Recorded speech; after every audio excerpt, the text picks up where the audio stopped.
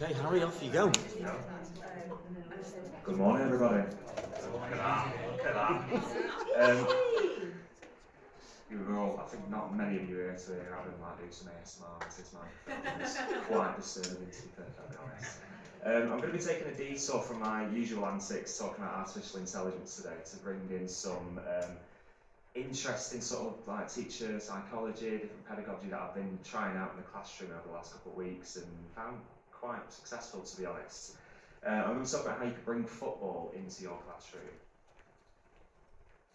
So, the fundamentals of why I decided to take this approach was, ultimately, behaviour management is one of the most challenging aspects of this job. If it's easy, if all we have to do is go into a classroom, deliver our content and not have to deal with any misbehaviour, anyone zoning out, that is, for me, as a new member of staff anyway, the most challenging aspect of this job is managing behaviour and getting students on side in terms of, no pun intended there by the way, getting students on side and ready to learn. And from more of a business perspective or a management perspective, often we look to other industries for the best inspiration. Now there is a famous quote about teachers saying that we are the profession that teaches all professions. Now, why don't we look to the products of what we produce to then get some influence on how we can improve? And then finally, yeah, it's just mainly people who are in other industries, so we don't have to look within education. Often the best teachers aren't even teachers, and that's where I drew a bit of inspiration for this session for. So, mainly the fundamental is why football though? Why football? There's a bit of personal bias in that I don't tend to follow other sports, but I was dissecting football and thought about it. They're very similar to us. They're under pressure to deliver results. Absolutely. We're under pressure to deliver results, whether that's attainment, whether that's success, whether that's progression. Football managers are under the same thing, you know, whether it's taking points away, whether it's qualifying, stuff like that. Personalities, absolutely. Any Manchester United fans in the room? Yeah, Ten Hag and Sancho, tough personalities, you know, we manage some very difficult people on a day-to-day, but we've got to do it in a manner which all parties end up happy at the end of it. And compliance. We have to get a group of unique people. Think about football teams, 11 very different personalities, no individual who's the same or even similar, but you've all got to get them through that same process, that same system.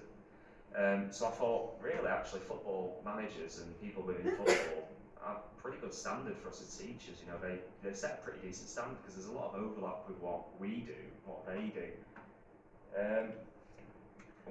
How I've implemented it, that's the fun part.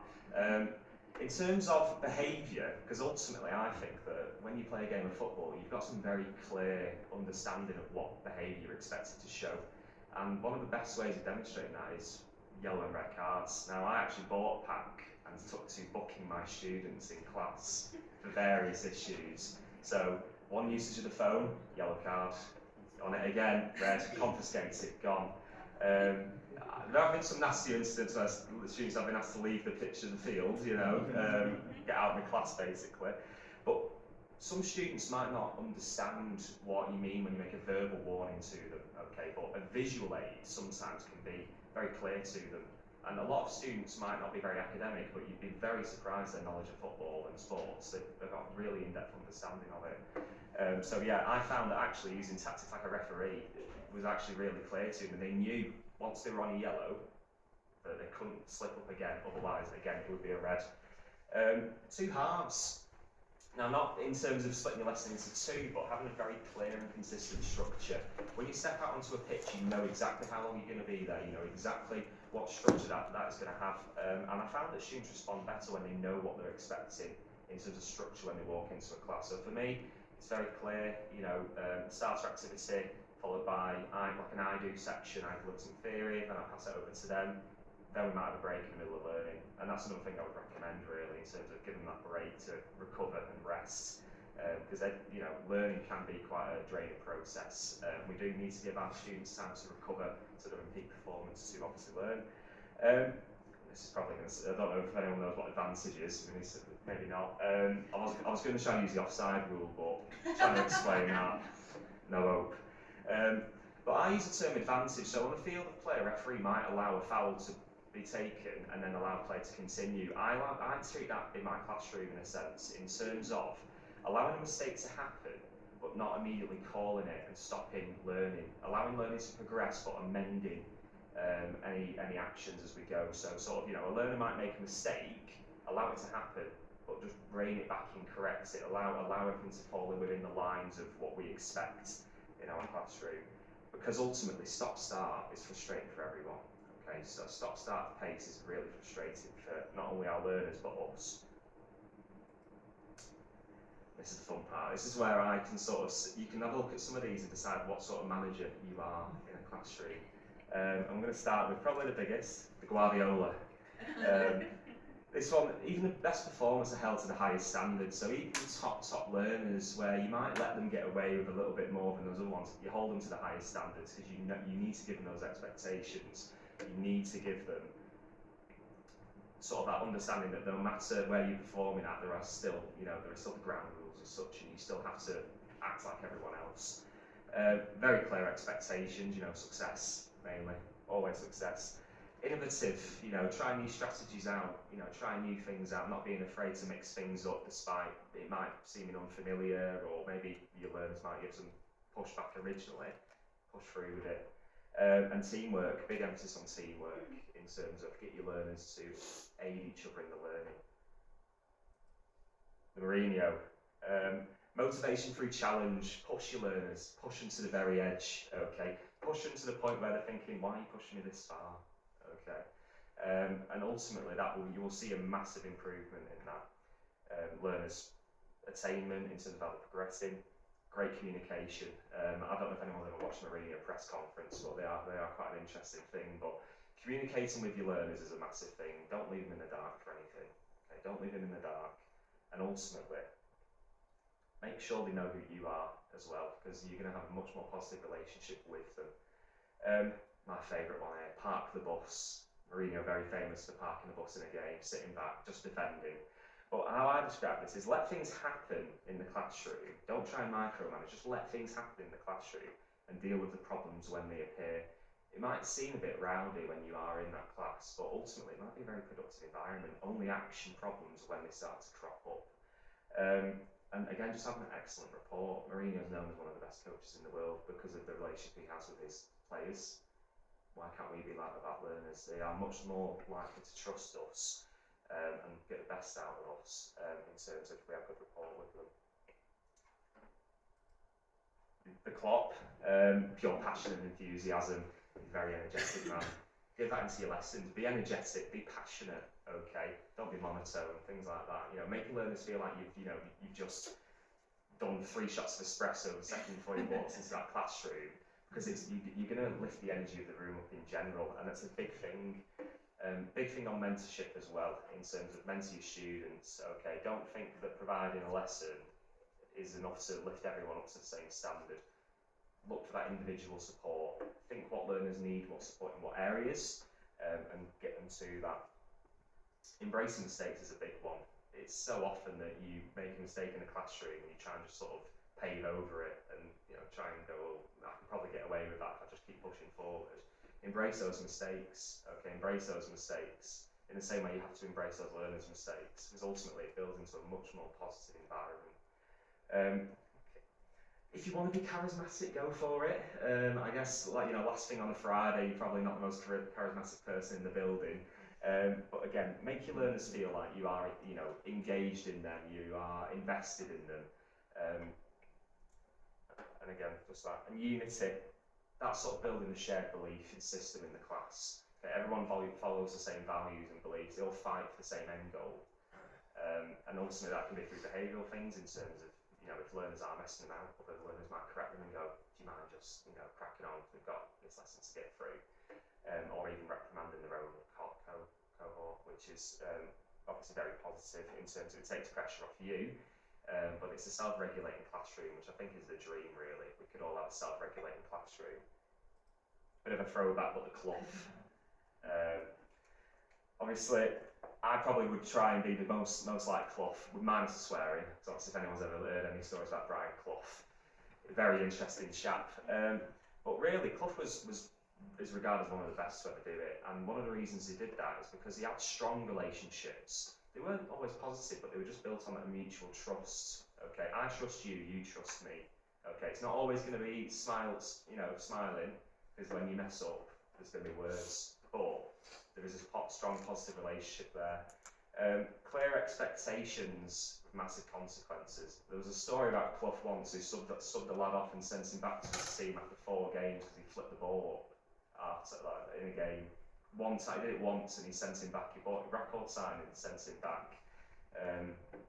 Ultimately, our learners need to know if they infringe on the rules, what the consequences. Don't be vague. Don't go right. If you do that again, I'm gonna, you're gonna get sent out. Understand. And it needs to be consistent ultimately as well.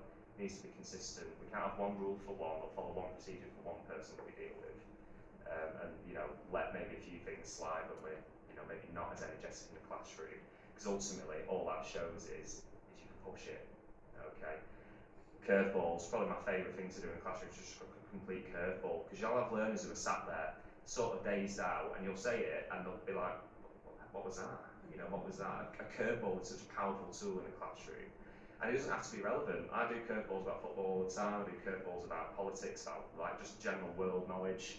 And it really, brings them back into the room in a sense, brings them back in, because learners might not understand the topic in that lesson, but if they're able to contribute to the discussion, they will, because they like being able to get stuff that they're passionate about off their chest, and ultimately be that role model that impresses upon them for the whole life as well.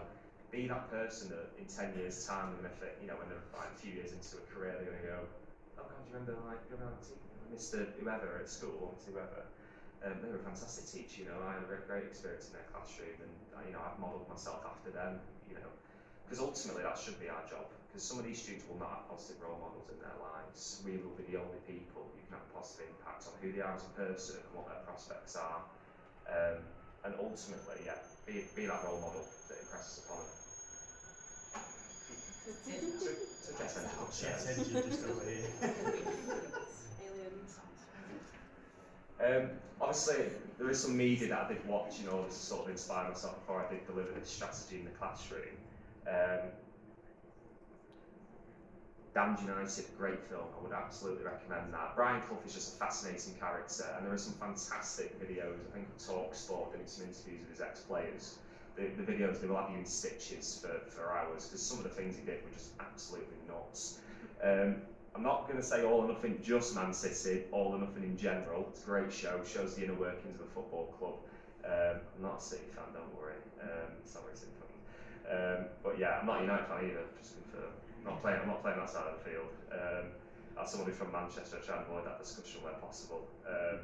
All or nothing's fascinating. You get to see really that one-to-one element with managers and players. You get to see how they sort of improve their behaviour. The best one for me will be Spurs, because it's when Jose Mourinho was there, and him talking to Dele Alli, who was at that time a star kid, who was one of the best players in the UK, and seeing where he's gone now is really interesting, because he's just not heeded the advice of someone who was trying to really positively inspire them. Ted Lasso, if you've not seen it, watch it. What an amazing show. Genuinely one of those shows you think is going to be a bit goofy and a bit funny, but it's really, really fantastic in terms of showing personal struggles of footballers, which, to be honest, you watch that and you go, well, that's kind of like a classroom, isn't it? You don't really know what everyone's going through. You've got topics of like sexual identity, depression, mental health, stuff like that. It's really insightful, and how Ted in the show deals with all these issues, it's really fascinating. Main takeaway for this session is, as educators, I think we're often sort of put the covers on and we've sort of got tunnel vision in terms of where we should be drawing inspiration from the education sector. I don't think that's the case though. We feed into every sector. Everyone goes for education, so the products of our work are all around the world, so why not look all around the world for inspiration of how we can improve our practice. I've gone for professional sports in this case, but there's no reason why we can't look to political leaders, to military leaders. We can look to anyone who's in a position of power in the world to draw inspiration of how we can improve our practice. And that's all from me. Have you got any questions?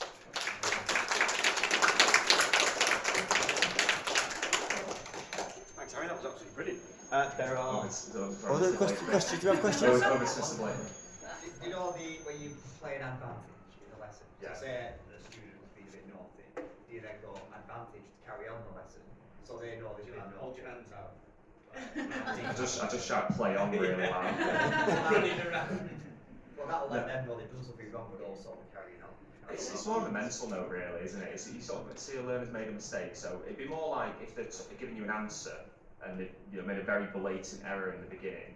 It's letting them finish, not just stop them going, hang on a second, because ultimately you need to, if you just stop them, it does make them feel like they've done something wrong in a sense. It's about that whole positive thing. Let them get their answer off, and what I do is I try and work whatever they've said into that topic in a sense of, you're not quite there, but some of the stuff you've said we can fit in, because ultimately it's about showing them that they're not at 0%, knowledge, that they're somewhere higher up. It's just being more positive in the classroom for me, really. Yeah. Okay. Awesome. Thank you very much, everyone. There are croissants left. Please steal.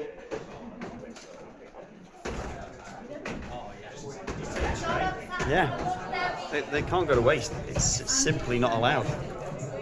Go on, do it. It's rude not to.